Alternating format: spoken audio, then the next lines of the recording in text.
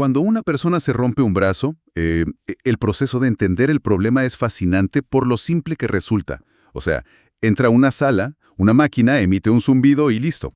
Sí, unos minutos después tienes la radiografía mostrando esa línea blanca irregular y clarísima sobre un fondo negro. Tal cual. El médico simplemente señala la placa y dice, bueno, ahí está la fractura. Es completamente binario. Es un daño físico, tangible y sobre todo visible. Y digamos, a la mente humana le fascina esa claridad. Nos otorga una enorme tranquilidad saber que las cosas pueden categorizarse de forma tan prolija. O funciona o está roto. ¿Es blanco o es negro? Exacto. Pero luego intentamos aplicar esa misma lógica de rayos X al desarrollo de la psique humana. Queremos ver cómo se forma verdaderamente una personalidad desde cero. Claro, como un recién nacido se convierte en un adulto autónomo. Y de repente, esa claridad binaria se desvanece por completo. No hay una radiografía para el alma, ni un escáner que muestre dónde se está fracturando la madurez emocional o dónde está naciendo la intuición. Es un territorio que opera bajo reglas invisibles. Sin embargo, históricamente la humanidad no ha soportado la idea de navegar a ciegas por ese proceso. No, para nada. Hemos intentado desesperadamente crear mapas conceptuales para estructurar ese desarrollo intangible. Y precisamente de eso trata nuestro análisis profundo de hoy. Vamos a explorar una conexión visual y psicológica que une dos mundos aparentemente desconectados, pero que, encajan con una precisión que resulta asombrosa. Es fascinante. Por un lado tenemos las imágenes milenarias del tarot y por otro la psicología analítica moderna. Así es. Nuestra misión en esta exploración detallada, especialmente para quienes nos escuchan y sienten curiosidad por los cimientos de la mente, es desglosar cómo los primeros 7 arcanos mayores del tarot funcionan como un mapa psicológico impecable del desarrollo humano temprano. Y para contextualizar, los documentos que sirven como base para nuestra conversación de hoy se enfocan en una secuencia específica. Se le conoce como el primer septenario. Que abarca desde la carta número 1 hasta la carta número 7. Exactamente. Y el objetivo central de este grupo de cartas, y esto es clave, no es la adivinación ni el misticismo, sino algo profundamente terrenal. Es la construcción del ego. O sea, una hoja de ruta. Sí, sobre cómo la mente de un niño forja sus virtudes, cómo establece límites y cómo, paso a paso, ensambla la estructura de lo que llamamos personalidad. Bueno, hagamos una pausa rápida aquí para definir la palabra ego, porque coloquialmente solemos usar la palabra como un insulto, como sinónimo de arrogancia. Claro, el típico tiene el ego por las nubes. Exacto. Pero en el contexto del material que estamos analizando, el ego es más bien el sistema operativo de la mente. Es la interfaz que nos permite interactuar con la realidad sin volvernos locos por la cantidad de estímulos que recibimos. Totalmente de acuerdo. Y aquí es donde entra la figura del psiquiatra Carl Jung. El texto menciona que Jung denominaba a esta etapa específica de desarrollo, a estos primeros 7 pasos, el reino de los dioses. Es un título bastante teatral para referirse a la infancia, ¿no? Suena teatral, sí, pero la elección de la palabra dioses por parte de Jung es brillante por su peso psicológico. Para entenderlo, hay que recordar el concepto junguiano del inconsciente colectivo. Que es básicamente el ADN psicológico que todos los humanos heredamos. Tal cual. Y dentro de ese ADN hay arquetipos, figuras universales que dictan cómo interpretamos el mundo. Jung llama a esta etapa el reino de los dioses, porque durante los primeros años de vida, estos arquetipos actúan como fuerzas masivas. Son fuerzas absolutas y omnipotentes en nuestra mente. Exacto. Para un niño en pleno desarrollo, estas fuerzas fundacionales son incuestionables. Son literales deidades internas que modelan la percepción de la realidad mucho antes de que el individuo desarrolle la capacidad lógica para cuestionarlas. Entonces, el objetivo de esta etapa es aprender a interactuar con esos dioses y construir ese sistema operativo, el ego. Pero, antes de dar el primer paso, la fuente nos pide mirar el punto de partida absoluto. El arcano 0. Exacto. Antes de la carta número 1, existe el arcano 0, el loco. En este contexto psicológico, el loco es pura electricidad cruda. Es la energía de un recién nacido. Caótica, infinita en posibilidades, pero completamente carente de dirección. Totalmente. Para que esa electricidad estática logre encender un foco, necesita un circuito cerrado. Necesita cables, resistencias, un interruptor. Y este viaje de 7 pasos trata de cómo la psique doma ese rayo incontrolable y construye el circuito. Y la transición de esa energía amorfa hacia algo útil requiere un punto focal. La psique necesita generar un agente que empiece a tomar decisiones. Así pasamos del vacío caótico del loco a la primera herramienta de la personalidad. Entramos en el arcano 1, el mago. El creador consciente. El material lo describe como el chispazo de la autoconciencia. Es el momento exacto en el que la mente se enciende y dice, oye, yo existo separado del resto del mundo. El mago representa la voluntad en su estado más puro. Si pensamos en un bebé de meses, es ese instante crucial en el que se da cuenta de que la mano que pasa frente a su cara es su mano. Exacto, y que si decide moverla y golpear un juguete, el juguete hace ruido. El mago es la capacidad rudimentaria de organizar pensamientos básicos e intenciones para causar un impacto directo en la materia.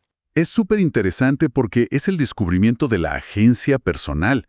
De repente, el individuo ya no es solo un receptor pasivo al que le ocurren cosas, se convierte en el creador activo de su propia realidad. Lo fascinante aquí es que toda esa acción expansiva requiere un contrapeso. Un individuo que solo es pura voluntad de acción, que solo quiere golpear cosas para ver qué pasa, es insostenible. Claro, se agotaría a sí mismo. Por lo tanto, el sistema requiere inmediatamente generar una polaridad.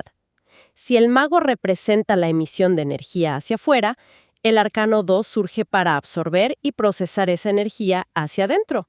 Entramos entonces a la sacerdotisa, que está catalogada en los textos como la madre potencial. Así es.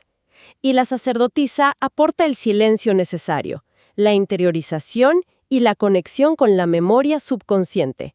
Es una sabiduría que se siente, no una lógica racional. Pero a ver, analizando esto desde la mecánica del desarrollo, me surge una duda genuina. Si el ego acaba de descubrir el poder de actuar con el mago, y de repente esta figura de la sacerdotisa impone silencio y repliegue, ¿no estamos hablando de una parálisis? Es una excelente pregunta, pero no. Más que un freno de mano, la sacerdotisa funciona como una cámara de resonancia. No cancela la acción del mago. Ah, ok. Entonces, ¿qué hace? La transforma de una simple reacción instintiva a una respuesta informada. Es la intuición incipiente que el yo debe aprender a escuchar antes de actuar. Imaginemos a un niño que está a punto de correr hacia algo desconocido, pero de repente se detiene. Porque algo en su interior le produce desconfianza. Exacto. Tal vez un olor familiar o una sombra que su mente subconsciente asocia con una caída previa. La sacerdotisa es esa pausa reflexiva. Obliga a la mente consciente a consultar el archivo del subconsciente antes de dar el siguiente paso. Ya veo. O sea, crea el espacio entre el estímulo y la respuesta. Ahora el circuito ya tiene una mente dispuesta a actuar y una intuición capaz de reflexionar. Pero aquí es donde la arquitectura mental choca contra una barrera física. Claro, una mente brillante atrapada en el vacío no sirve de nada. Necesita un entorno material. Totalmente. El ego necesita tocar la materia, moldear el espacio, interactuar con cosas tangibles. Y esa necesidad vital de manifestarse físicamente nos lleva a la siguiente fase de desarrollo. El arcano 3, la emperatriz. También conocida como la madre naturaleza. Representa la inmersión total del ego en el mundo físico y sensorial. Y la energía de esta carta, según la fuente, es abrumadora. Se la define como la facultad imaginativa llevada al límite. Es la capacidad de germinar ideas y nutrir el entorno con exuberancia material. Es un estallido creativo absoluto. Para visualizar esto, me gusta hacer una analogía y pensar en la emperatriz como un jardín salvaje en plena primavera, donde todas las ideas creativas estallan y crecen sin parar. Es la etapa del niño pequeño que quiere pintar las paredes, sacar todos los juguetes, mezclar la comida con las manos. Y aunque esa exploración sensorial es indispensable, si conectamos esto con el panorama general, nos damos cuenta de que un jardín salvaje sin delimitaciones termina asfixiándose a sí mismo. Claro, la pura creatividad carece de estructura. Exacto. El individuo necesita aprender que la realidad material tiene fronteras. Así que el jardín de la emperatriz necesita un cerco. La psique convoca al arcano 4 para poner orden en ese caos fértil, el emperador. Que en los textos recibe el nombre de el Padre Nutritivo. Y ese título es clave para no malinterpretar la carta. El emperador introduce la facultad del raciocinio empírico, la ley material y el orden. En el desarrollo humano actúa como un padre que da seguridad física. Estableciendo límites claros para organizar la realidad tangible, digamos. Tal cual. Es el aprendizaje duro de que si dejas caer un vaso de vidrio, se rompe. O de que si corres muy rápido y chocas contra una pared, duele. Esa distinción de Padre Nutritivo me parece fundamental. Porque normalmente cuando usamos palabras como ley, orden o emperador, pensamos en tiranía o restricción opresiva. Sí, solemos darle una connotación negativa. Pero si lo miramos desde la perspectiva de un niño cuya mente está estallando de estímulos, saber que existe una pared sólida es un alivio. El emperador no establece límites para amargarle la vida a la emperatriz. Lo hace para que la casa no se derrumbe. Proveen los cimientos del mundo material. Saber cuáles son las reglas inamovibles de la gravedad le otorga al niño la seguridad profunda de que el suelo bajo sus pies es firme. El ego ahora sabe dónde termina su propio cuerpo y dónde empieza el resto del universo. Con el emperador, la construcción estructural queda completada, pero la psique humana es profundamente insaciable. Muy cierto. Una vez que la supervivencia está asegurada, el individuo empieza a buscar un significado más allá de sí mismo. Y aquí es donde se pone realmente interesante la exploración. Pasamos de las reglas físicas a las reglas morales.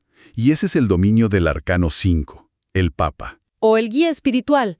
Hasta este punto del mapa, si el niño no tocaba la estufa caliente, era porque la regla del emperador dictaba un castigo físico inmediato, que es quemarse. Pero con el Papa, el aprendizaje cambia radicalmente. Cambia por completo. El Papa es el puente hacia la trascendencia. El individuo desarrolla la capacidad de comprender conceptos morales y éticos abstractos. Enseña a respetar leyes superiores. Es como instaurar un sistema de creencias, ya sea religioso, filosófico o cívico. Y el texto resalta que enseña a encontrar un propósito vocacional o moral más allá del simple éxito material. Exacto. Lo verdaderamente transformador de esta etapa es el desarrollo de la empatía como regla rectora. El individuo aprende que no debe golpear a otro niño no por una pared física, sino porque el dolor del otro tiene un valor ético. Es dotar al sistema operativo de una brújula moral. Sin embargo, justo cuando el ego parece estar acomodándose en esta estructura segura, llegamos al arcano 6, los enamorados, o la facultad de elegir. Y esta carta suele generar mucha confusión. Te confieso que a mí me generó dudas leyendo la fuente, porque venimos de construir la conciencia empírica, de forjar un marco moral abstracto. Y pregunto, ¿el viaje del ego se detiene aquí simplemente para hablar de romance? A un romance superficial, ignoraría su peso psicológico. No es solo romance, es la primera prueba de madurez. O sea que va mucho más allá de conseguir una pareja. Totalmente. Es el momento crucial donde el individuo sale de su ensimismamiento infantil para reconocer al otro. Hasta esta etapa, el niño operaba bajo la ilusión de que el mundo existía exclusivamente para orbitar a su alrededor. Claro, el típico egocentrismo de la infancia. Exacto. El arquetipo de los enamorados fractura esa ilusión. Obliga al ego a reconocer que frente a él hay otra entidad con su propia autonomía. Y la consecuencia directa es que te obliga a tomar decisiones verdaderamente independientes. Decisiones basadas en los propios afectos y en la madurez emocional. Cualquiera que recuerde sus años de adolescente puede identificar esa fricción. De pronto tienes que forjar un criterio auténticamente tuyo frente a otras personas. Y asumir la responsabilidad de esas elecciones. Es un proceso psicológico tan complejo que si el ego no hubiera forjado previamente las herramientas anteriores, la mente simplemente colapsaría ante el peso de decidir por sí misma. Entonces, ¿qué significa todo esto? ¿Cuál es el resultado de todo este inmenso trabajo de ingeniería psicológica? Hemos reunido las herramientas con el mago y la sacerdotisa, dominado la materia con la emperatriz y el emperador. Y desarrollado una brújula moral y emocional con el Papa y los enamorados. Todo este ensamblaje culmina en la última estación de este primer septenaria, el arcano 7, el carro. El triunfador. Así es. El carro concluye el ciclo. Es el joven adulto que finalmente toma las riendas de su vida. Representa la independencia, el abandono del hogar familiar arquetípico y el lanzamiento a la conquista del mundo exterior. Pero hay un detalle crucial en la fuente sobre este triunfo. El texto afirma que el éxito de este triunfo radica en haber logrado el dominio de lo contradictorio. Y esto me parece fascinante. Es la clave central de todo el septenario. Pensemos en las fuerzas que el individuo acaba de integrar. El impulso inagotable del mago choca contra la inmovilidad reflexiva de la sacerdotisa. Y el deseo caótico de la emperatriz entra en conflicto directo con las reglas restrictivas del emperador. Podrían desgarrar la mente por la mitad si no se manejan bien. Exacto. Pero la madurez psicológica no significa erradicar las contradicciones. La verdadera autonomía consiste en adquirir la fuerza para sostener las riendas de esos caballos salvajes y opuestos al mismo tiempo. Es mantener esa tensión. Es como conducir un vehículo potente, ¿no? Eres el conductor activo que modula ambas fuerzas todo el tiempo. Y al lograr ese dominio, la meta de la que hablábamos al principio, se cumple. La autonomía. Así es. Hemos pasado de la nada a la formación de una personalidad lista para interactuar con el mundo. El ego está completamente formado. Pero para cerrar esta exploración con la claridad necesaria, la fuente subraya un contraste final súper importante. Estas primeras 7 cartas nos reconcilian socialmente. Nos preparan para la sociedad.